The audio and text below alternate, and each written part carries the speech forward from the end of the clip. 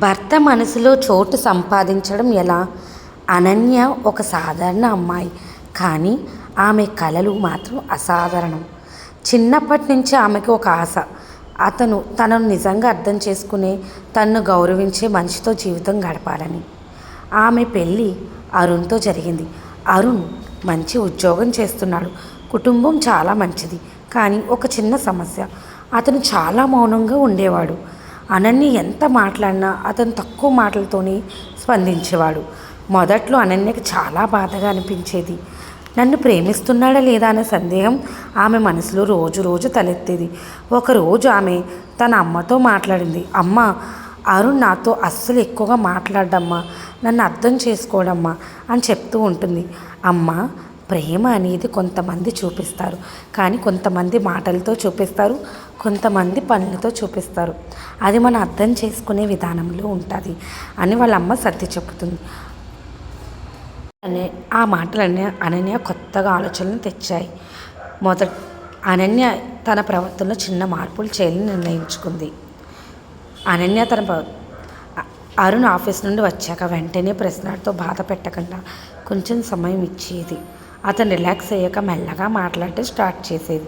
ఒకరోజు అరుణ్ చెప్పాడు, ఈరోజు ఆఫీస్లో చాలా టెన్షన్స్ ఉన్నాయి, చాలా ఒత్తిడికి గురైనని చెప్తాడు.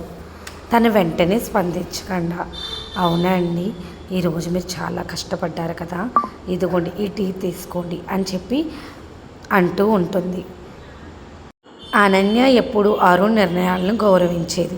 ఒకసారి కుటుంబ విషయంపై తేడా వచ్చింది. అనన్యకు ఒక అభిప్రాయం, అరుణ్కి మరో అభిప్రాయం.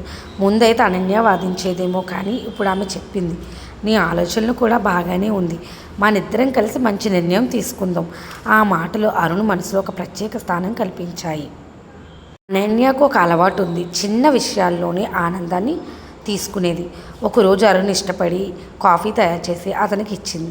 ఇది నీకు ఇష్టమైన స్టైల్లో చేశానని చెప్పింది. అరుణ్ ఆశ్చర్యపోయాడు.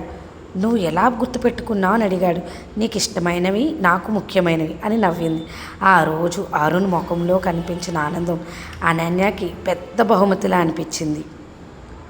ఒక సంబంధంలో నమ్మకం చాలా ముఖ్యమని అనన్య తెలుసుకుంది. అరుణ్ ఎప్పుడైనా ఆలస్యంగా వస్తే ఆమె అనుమానించకుండా నమ్మేది. ఒకరోజు అరుణ్ చెప్పాడు, నువ్వు నన్ను ఎప్పుడు డౌట్ చేయు, అది నాకు చాలా కంఫర్ట్ ఇస్తుంది. అది వినగానే అనన్య హృదయం నిండిపోయింది. అనన్య తన ప్రేమను మాటల్లో, పనుల్లో వ్యక్తపరచడం మొదలుపెట్టింది. ఒకరోజు ఆమె చిన్న నోట్ రాసింది. అనన్య తన ప్రేమను మాటల్లో చెప్తూ ఒక నోట్ అయితే రాసిపెట్టింది. నీతో ఉన్న ప్రతిరోజు నాకు చాలా స్పెషల్ అరుణ్ గారు అని చెప్పి పెట్టింది అనమాట.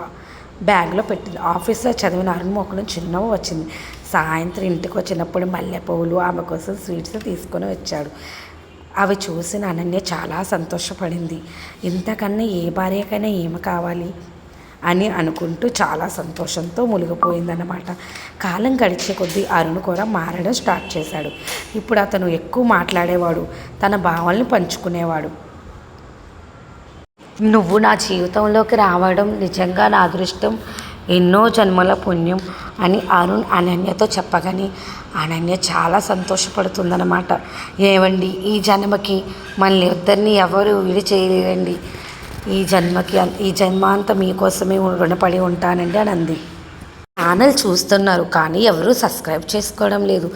ఒక చిన్న లైక్ ఇచ్చి సబ్స్క్రైబ్ చేసుకోండి ఫ్రెండ్స్. మరిన్ని కొత్త కథలతో మీ ముందుకు వచ్చేస్తాను. ఓకేనా? సబ్స్క్రైబ్ చేసుకుంటారు కదూ, మీరు సబ్స్క్రైబ్ చేసుకుంటారో నాకు తెలుసు. బాయ్.